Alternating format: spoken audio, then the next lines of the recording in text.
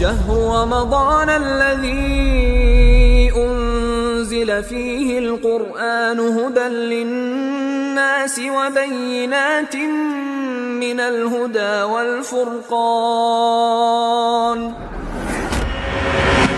رمضان مبارك. بسم الله. السلام عليكم ورحمة الله وبركاته. إن الحمد لله نحمده ونستعينه ونستغفر ونستهديه ونعوذ بالله من شرور أنفسنا ومن سيئات أعمالنا. من يهده الله فهو المهتد ومن يضلل فلن تجد له وليا مرشدا. أشهد أن لا إله إلا الله وحده لا شريك له وأشهد أن محمدا عبده ورسوله بلغ الرسالة وأدى الأمانة ونصح الأمة وتركها على محجة البيضاء ليلها كنهارها لا يزيغ عنها إلا هالك. أما بعد. Ma'asyiral mu'minin wal mu'minat rahimani wa rahimakumullahu jami'an. Alhamdulillah, kita bersyukur kepada Allah Subhanahu wa taala yang menyampaikan kita ke dalam bulan Ramadan, bulan yang Allah Subhanahu wa taala berkahi, bulan yang Allah Subhanahu wa taala siapkan bagi hamba-hambanya yang bertakwa, bulan yang Allah Subhanahu wa taala buka besar-besaran pintu taubat serta ampunan. Salawat serta salam kepada Nabi Muhammad sallallahu alaihi wasallam, khairul anbiya'i wal mursalin, sebaik-baik nabi dan sebaik-baik rasul.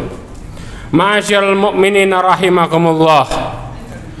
Mulai besok insyaallah kita akan memulai puasa Ramadan.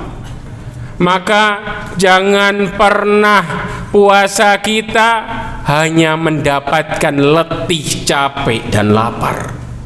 Karena ada orang-orang yang melakukan puasa namun mereka menderita di dunia dan di akhirat.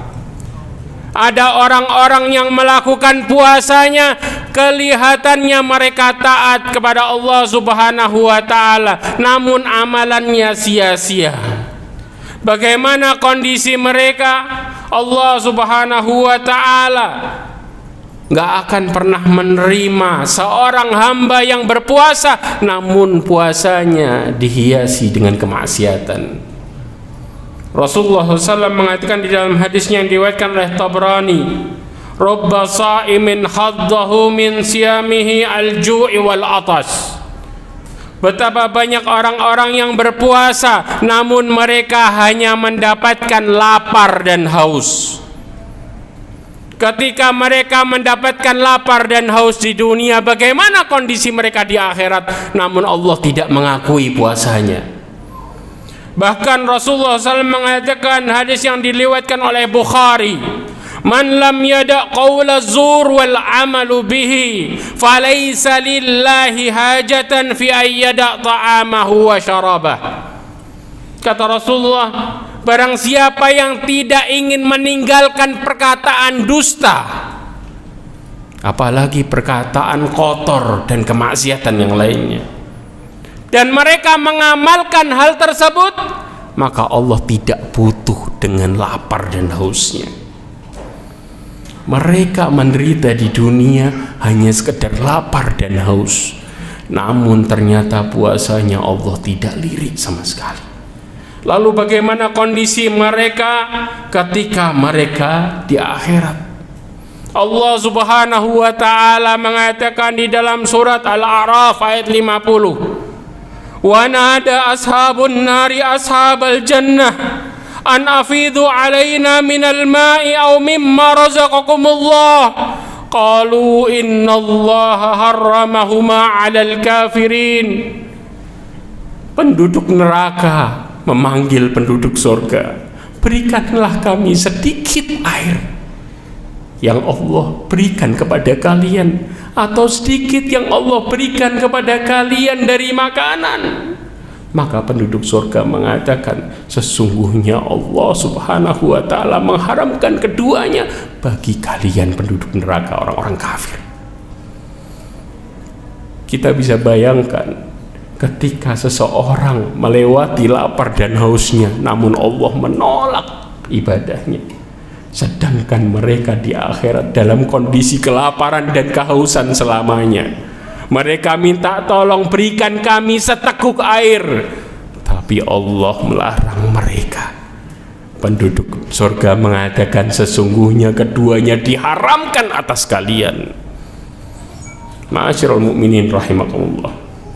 Hal yang kedua, ketika kita tidak perhatikan ibadah kita, ketika kita tidak perhatikan puasa kita, maka kita akan menjadi orang-orang yang bangkrut yang sebenarnya. Allah subhanahu wa ta'ala menceritakan orang-orang yang rugi. Mereka seakan-akan mendapatkan pahala yang banyak, namun semua itu sia-sia. Allah berfirman, "Qul hal nunabbi'ukum bil akhsarina a'mala."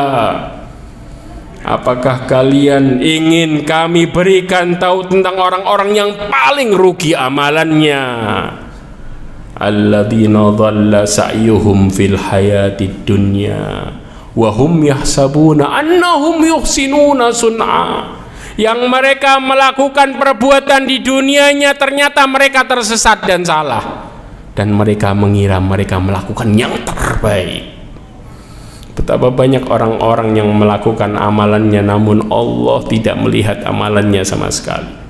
Di dalam tafsir Ibnu Katsir dikatakan, mereka tidak memenuhi syarat amalannya. Mereka melakukannya bukan karena Allah subhanahu wa ta'ala, dan mereka tidak mengikuti aturan yang Allah berikan. Maka mereka merasa seakan-akan amalannya benar, padahal Allah menolaknya. Mereka adalah bangkrut yang sebenarnya.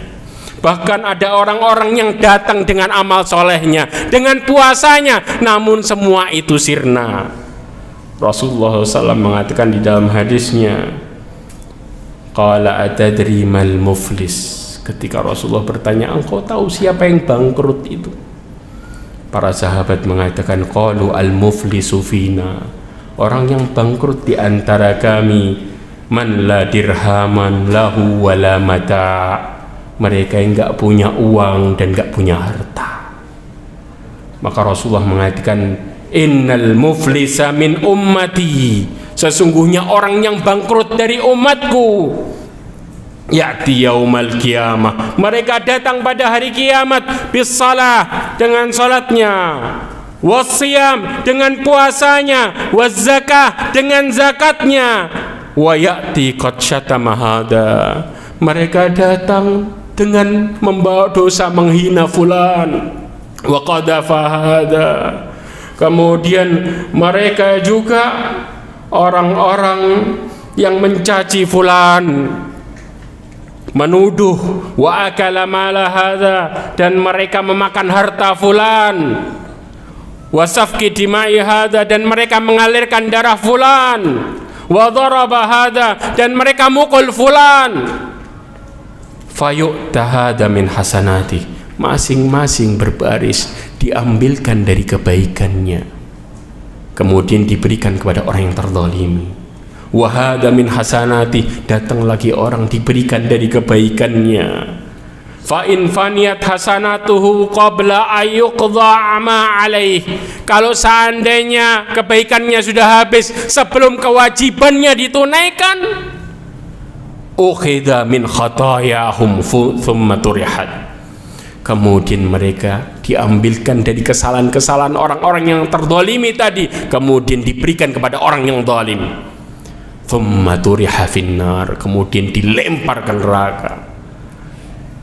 Hubungan baiknya kepada Allah kelihatannya mereka saleh, namun di tengah-tengah kebaikannya kepada Allah mereka berbuat zalim, mereka berbuat kemaksiatan, mereka menggunjing di tengah-tengah puasanya.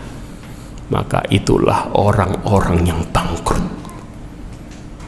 Dan yang terakhir, ketika seseorang beribadah namun mereka tidak menikmati ibadahnya, bahkan membawa beban di dalam ibadahnya. Mereka terpaksa melakukannya. Itulah kesempitan yang sebenarnya. Allah Subhanahu wa ta'ala berfirman, "Wa man a'rada 'an dzikri fa inna lahu ma'isyatan dhanka wa nahsyuruhu yaumal qiyamati a'ma." Barang siapa yang berpaling dari peringatanku, fa inna lahu ma'isyatan dhanka, aku buat hidupnya di dunia dalam kondisi sempit. Kelihatannya mereka beribadah, namun hatinya hancur berantakan. Kelihatannya mereka melakukan ketaatan, namun Allah buat hatinya tanpa tujuan. Di dalam tafsir Ibnu Katsir mengatakan ma'isyatan dhanka, hidup yang sempit, yaitu kehidupan yang sempit di dunia. Tiada ketenangan baginya, dadanya tidak lapang, selalu sempit dan sesak karena kesesatannya. Walaupun lahirnya hidupnya mewah, pakaiannya apa saja yang dia suka, memakan apapun yang dia suka, tempat tinggalnya yang dia suka, namun Allah hancurkan hatinya. Kemudian Allah mengatakan, wa nahsyuruhu yaumal qiyamati a'ma, kami bangkitkan mereka dalam keadaan buta. Kemudian mereka protes mengatakan, qala rabbi lima hasyartani a'ma wa qad kuntu basira. Ya Allah, kenapa engkau bangkitkan aku buta? Dulu aku bisa melihat. Allah mengatakan, qala kadzalika atatka ayatuna fanasitaha wa kadzalika al-yawma tunsa. Dulu kami datangkan ayat-ayat kami, petunjuk kami, engkau lupakan semuanya. Hari ini engkau kami lupakan. Itu yang terjadi ketika seseorang melakukan ketaatannya dengan terpaksa. Mereka hanya ingin memenuhi kewajibannya, namun mereka mengingkari kenikmatan Allah Subhanahu wa ta'ala. Mereka tidak ingin mendekati Allah dengan sepenuh hati, hanya terpaksa supaya orang-orang melihatnya bukan menjadi orang-orang yang jelek. Maka Allah akan melupakan mereka semua. Tidak ada yang lebih menyakitkan dibanding ketika Allah melupakan kita semua. Na'udzubillah min dzalik. Maka jangan pernah seperti sabda Rasulullah SAW mengatakan, raghima anfin, na'udzubillah, celaka, terhina, au ba'uda, dakhala alaihi Ramadan falam yughfar lah. Mereka masuk ke dalam Ramadan dan belum diampuni dosanya sampai keluar. Mudah-mudahan Allah mengampuni kita semua. Mudah-mudahan Allah berikan hidayah kepada kita semua. Mudah-mudahan Allah berikan kita istiqomah. Mudah-mudahan Allah Subhanahu wa ta'ala menutup hidup kita dengan husnul khotimah, serta menjauhkan kita dari murka Allah Subhanahu wa ta'ala. Ini yang bisa saya sampaikan, kurang lebihnya mohon maaf. Subhanakallahumma wa bihamdika asyhadu an la ilaha illa anta astaghfiruka wa atubu ilaik. Wassalamualaikum warahmatullahi wabarakatuh.